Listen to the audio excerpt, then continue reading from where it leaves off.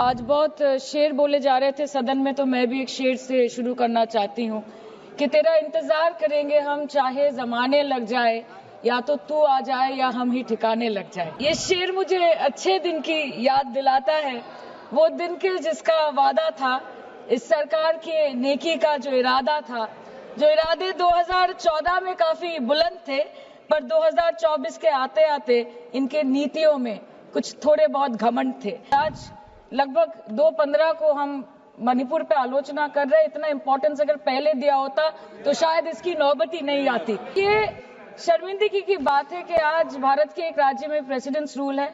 ये भी शर्मिंदगी की बात है कि 140 करोड़ की आबादी में 80 करोड़ को मुफ्त में राशन दिया जाता है। सुश्री सयोनी घोष। धन्यवाद अध्यक्ष महोदय, आपने मुझे बोलने का मौका दिया। आज बहुत शेर बोले जा रहे थे सदन में, तो मैं भी एक शेर से शुरू करना चाहती हूँ कि तेरा इंतजार करेंगे हम, चाहे जमाने लग जाए, या तो तू आ जाए या हम ही ठिकाने लग जाए। तो सर, ये शेर मुझे अच्छे दिन की याद दिलाता है, वो दिन के जिसका वादा था, इस सरकार के नेकी का जो इरादा था, जो इरादे 2014 में काफी बुलंद थे, पर 2024 के आते आते इनके नीतियों में कुछ थोड़े बहुत घमंड थे। जिस घमंड के चलते पूर्व में नोटबंदी और लॉकडाउन जैसी घटनाएं घटी और जिसके वजह से 700 से ऊपर किसानों की मौत हुई, और जिसके चलते मणिपुर पर प्रेसिडेंट्स रूल तो लागू किया गया, लेकिन बस यही बोलना था कि 22 महीने लग गए और कई लोगों की जानें चली गई।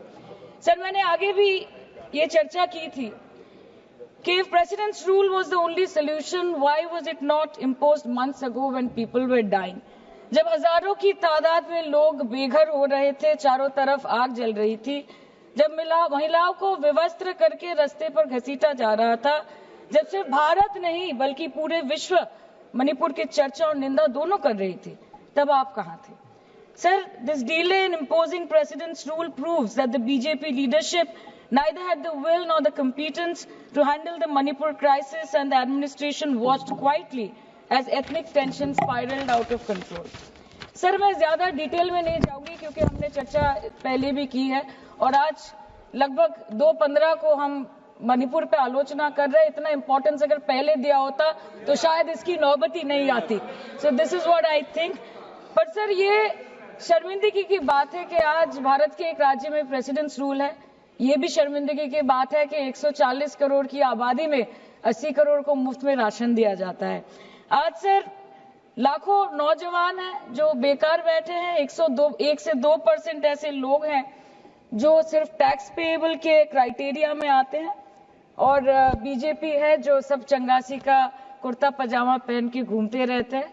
ये दिखाने के लिए अच्छी बात है, लेकिन ग्राउंड रियलिटी कुछ अलग ही है। सर 2023 में टॉप 10 VPNR के रिपोर्ट के अनुसार मणिपुर में 212 दिन से ऊपर इंटरनेट शटडाउन किया गया था, a total of 5088 hours, marking it the second highest after Jammu and Kashmir. This led to huge economic loss in Manipur, approximately 3,157 crore. The economic blockade in Manipur, affecting the two main national highway, lasted for 66 days, with rough estimates of loss of around 250 crore per day, which is a whooping rupees 17,000 crores in over 2 months. Over 67,000 people were forced to leave their homes and cramped up in only 360 relief camps. Nearly 12,000 people fled to Mizoram. Approximately 7,000 people sought refuge in Nagaland, Assam and Meghalaya. Over 1,700 people taken refuge in Kachhar district as of June 2024. और ये सब तो sir registered official figures है, न जाने unregistered official और कितने बेघर लोग होंगे जो दूसरों के घर में रह रहे हैं, शायद दूसरे राज्य में रह रहे हैं, दूसरे देशों में रह रहे हैं।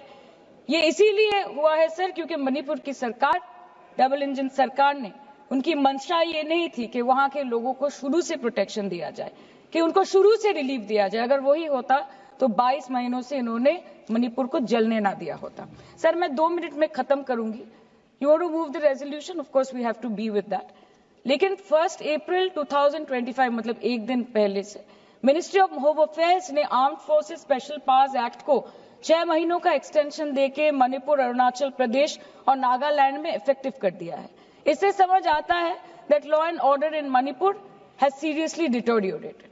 आज भी बीरेन्द्र सिंह जी बीजेपी वाले बोल रहे थे कि 1960 से हजारों रिफ्यूजीज मणिपुर में घुस के बैठे हैं, 2001 का सेंसस रिव्यू करना है और डिलिमिटेशन से पहले एनआरसी लाना है।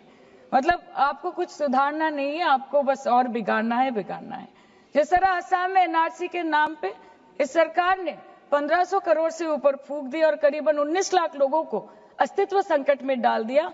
अब वही हरकत दोबारा दोहराना चाहते हैं मणिपुर के लोगों के साथ। अध्यक्ष महोदय, मैं अंत में बस इतना कहना चाहती हूँ मणिपुर के भाई और बहनों की तरफ से कि जिंदगी यूं भी गुजारी जा रही है जैसे कोई जंग हारी जा रही है।